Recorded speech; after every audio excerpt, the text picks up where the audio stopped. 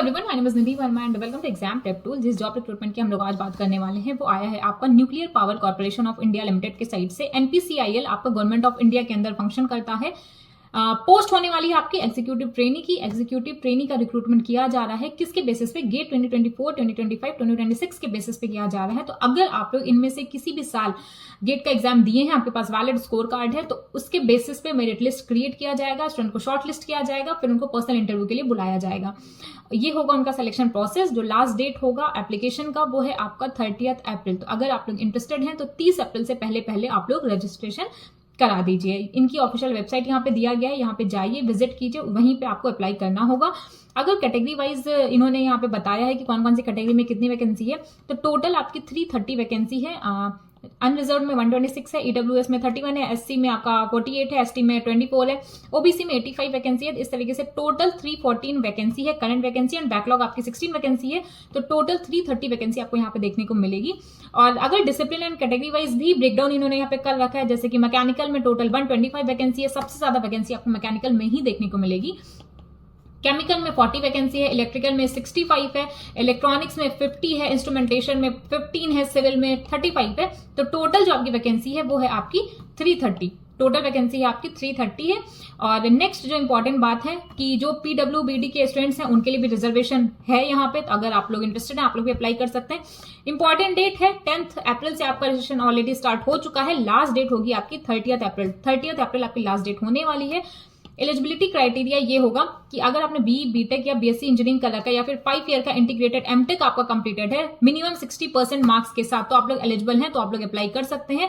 But applicants जो लोग भी अप्लाई करेंगे उनके पास वैलिड गेट 2024, 2025 एंड 2026 का स्कोर कार्ड होना चाहिए सेम डिसिप्लिन में। मतलब अगर आप लोग मैकेनिकल से जा रहे हैं तो आपका गेट का स्कोर कार्ड आपका मैकेनिकल से ही होना चाहिए। यहाँ पे इन्होंने बोला है कि अगर आप लोग मैकेनिकल के लिए जा रहे हैं तो आपका जो डिसिप्लिन होगा क्वालिफिकेशन का वो मैकेनिकल प्रोडक्शन में होना चाहिए। केमिकल से जाना है तो केमिकल एंड इलेक्ट्रोकेमिकल इंजीनियरिंग में होना चाहिए। इलेक्ट्रिकल के लिए जाना है तो इलेक्ट्रिकल या फिर इलेक्ट्रिकल एंड इलेक्ट्रॉनिक्स में होना चाहिए।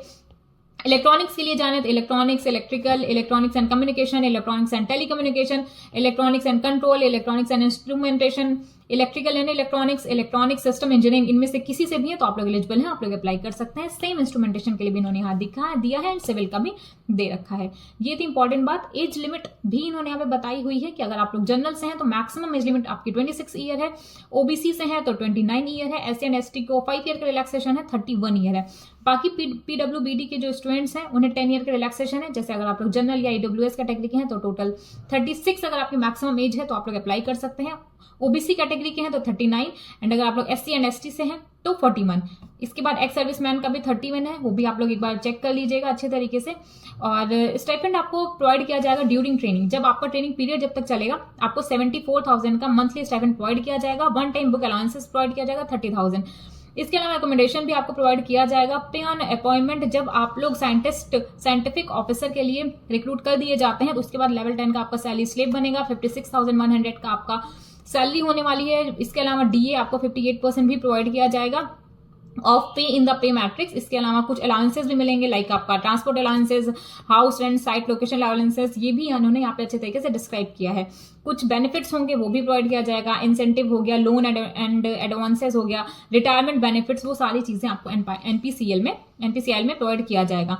और बॉन्ड के बारे में इन्होंने यहाँ पे बताया है। बाकी सिलेक्शन प्रोसेस मैंने आपको ऑलरेडी बता दिया है कि जो भी स्टूडेंट्स गेट 2024, 2025, 2026 में अपेयर हुए हैं तो उसके स्कोर के बेसिस पे मेरिट लिस्ट बनाई जाएगी, शॉर्ट लिस्ट किया जाएगा स्टूडेंट्स को। उसके बाद जो शॉर्ट लिस्टिंग कैंडिडेट्स होंगे उनको पर्सनल इंटरव्यू के लिए बुलाया जाएगा। ठीक है, ये थी इतनी सी बात। ऑफिशियल वेबसाइट इन्होंने यहाँ पे दे रखी है। क्वालिफाइंग मार्क्स होगा अनरिजर्व के लिए 70%, EWS, SC, ST, OBC, PWBD का 60% होने वाला है। Verification of original document at the same type of interview, जो भी डॉक्यूमेंट्स आपको इंटरव्यू के टाइम पे कैरी करना है वो भी इन्होंने यहाँ पे बताया है कि कौन कौन सी चीजें आपको कैरी करनी है। कास्ट सर्टिफिकेट अपने पास रखिएगा, क्लास 10 की मार्कशीट रखिएगा, तो सारी चीजें इन्होंने यहाँ पे बता रखी हैं। प्लस जो आपकी एग्जामिनेशन फीस होने वाली है वो होगी आपकी 500 रुपीज होगी।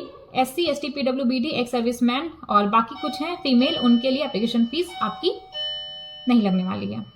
ठीक है, कोई भी रिक्रूटमेंट रिलीज किया जाता है तो आपको हमारे चैनल पर टाइम रहते प्रोवाइड कर दिया जाएगा। Thank you everyone, my name is Nidhi Verma.